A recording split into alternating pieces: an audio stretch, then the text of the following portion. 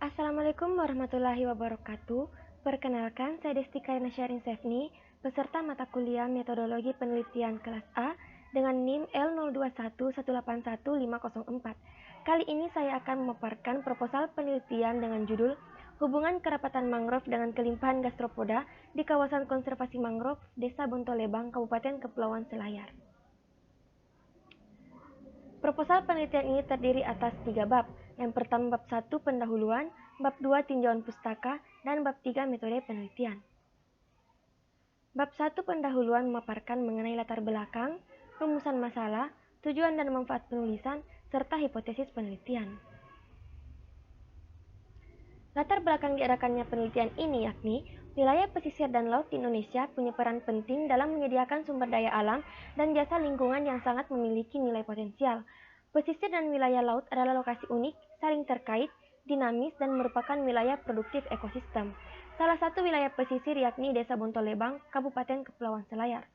Desa Bontolebang ini adalah desa yang terletak di Kecamatan Bontoharu dengan memiliki luas wilayah kurang lebih 9 km persegi. Kurangnya informasi mengakibatkan berkurangnya aktivitas dan kegiatan lainnya, sehingga bisa dikatakan kawasan ekosistem mangrove masih tergolong baik. Hutan mangrove memberikan kontribusi yang besar bagi manusia, pembangunan, serta keberlangsungan hidup hewan yang tinggal dalamnya atau sekitaran ekosistem mangrove, termasuk juga makhluk hidup yang hanya tinggal untuk sementara waktu. Salah satu makhluk hidup yang tinggal di hutan mangrove adalah gastropoda. Gastropoda banyak dijumpai di hutan mangrove karena memiliki daya adaptasi yang tinggi terhadap perubahan lingkungan. Kelimpahan maupun distribusi gastropoda ataupun bivalvia sangat dipengaruhi oleh beberapa faktor, seperti ketersediaan makanan, kondisi lingkungan, pemangsaan, maupun kompetisi.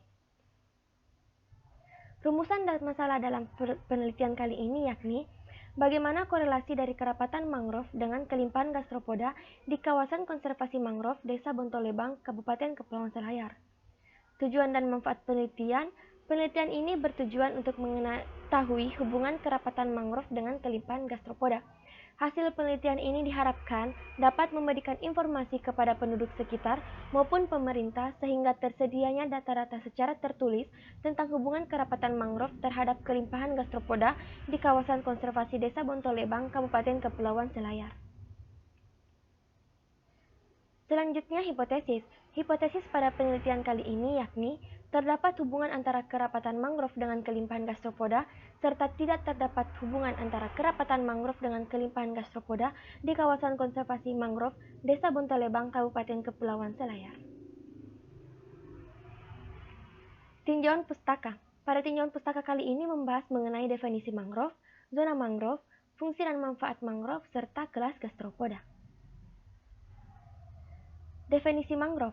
Mangrove adalah hutan pantai yang terdapat di muara sungai yang terlindung dan di sepanjang tepi sungai dan laguna di daerah tropis dan subtropis. Istilah mangrove menggambarkan keduanya ekosistem dan famili tumbuhan yang telah mengembangkan adaptasi khusus untuk kehidupan di lingkungan pasang surut. Di hutan bako yang lebat, ikan dan kepiting bersembunyi di antara akar yang terendam dan pendek. Yang kedua yaitu zona mangrove. Januari 2015 menjelaskan bahwa hutan mangrove dibagi menjadi zonasi berdasarkan jenis vegetasi dominan mulai dari arah laut ke darat. Zona tersebut meliputi zona Avicennia sp, zona Rhizopora sp, zona Bruguiera sp, dan zona Niva fructians. Sedangkan berdasarkan perbedaan penggenangan atau perbedaan kadar salinitas, yaitu zona garis pantai, zona tengah, dan zona belakang. Selanjutnya yakni fungsi dan manfaat mangrove. Peran fisiknya adalah mangrove melindungi kawasan pesisir dari ancaman erosi, sedimentasi, juga pemecahan gelombang. Mangrove dapat melindungi daerah pesisir dari bencana alam seperti angin topan dan tsunami.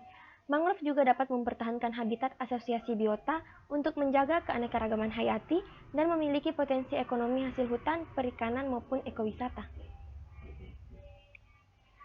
Selanjutnya kelas gastropoda. Gastropoda berasal dari bahasa Latin yakni gaster yang berarti perut dan podos yang berarti kaki. Gastropoda mampu hidup pada air laut, payau, air tanau, tawar, danau maupun daratan. Organisme ini banyak ditemukan di hutan mangrove dan hidup menempel pada akar ataupun batang mangrove. Pada spesies seperti Littorina dan Cassidula, mereka ditemukan memanjat pada akar serta batang mangrove. Distribusi gastropoda sangat dipengaruhi oleh faktor biotik dan faktor abiotik. Selanjutnya yakni metode penelitian. Metode penelitian kali ini mengambil waktu dan tempat di Desa Bontolebang, Kabupaten Kepulauan Selayar, pada bulan September sampai dengan bulan November 2020. Alat dan bahan yang digunakan selama penelitian yakni alat berupa tali rafia, meteran, plastik, kamera, alat tulis, dan GPS atau Global Positioning System, serta bahan berupa identifikasi mangrove dan gastropoda.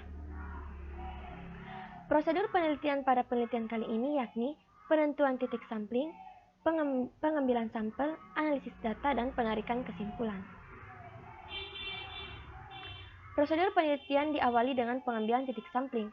Pengambilan titik sampling menggunakan metode purposive sampling, yakni dengan cara pertama, mendirikan transek dengan ukuran 10 x 10 meter dengan jarak 20 meter tiap transek. Yang kedua yakni mengambil titik koordinat pada masing-masing plot pengamatan dengan menggunakan GPS atau Global Positioning System. Tahap kedua yakni pengambilan sampel. Dalam pengambilan sampel kerapatan mangrove, pertama kali dilakukan yakni mengukur diameter pohon, lalu dilanjutkan dengan identifikasi jenis mangrove. Sedangkan pada pengambilan sampel gastropoda, yang pertama yakni mengambil gastropoda atau sampel gastropoda lalu dimasukkan ke dalam plastik sampel, lalu dilakukan identifikasi terhadap jenis gastropoda tersebut. Lalu dilakukan analisis data.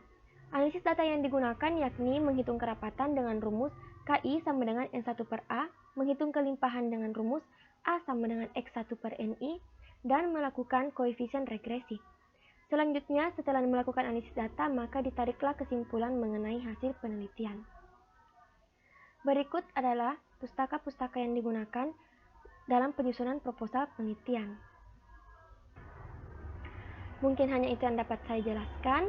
Lebih dan kurangnya mohon dimaafkan. Terima kasih atas perhatiannya. Assalamualaikum warahmatullahi wabarakatuh.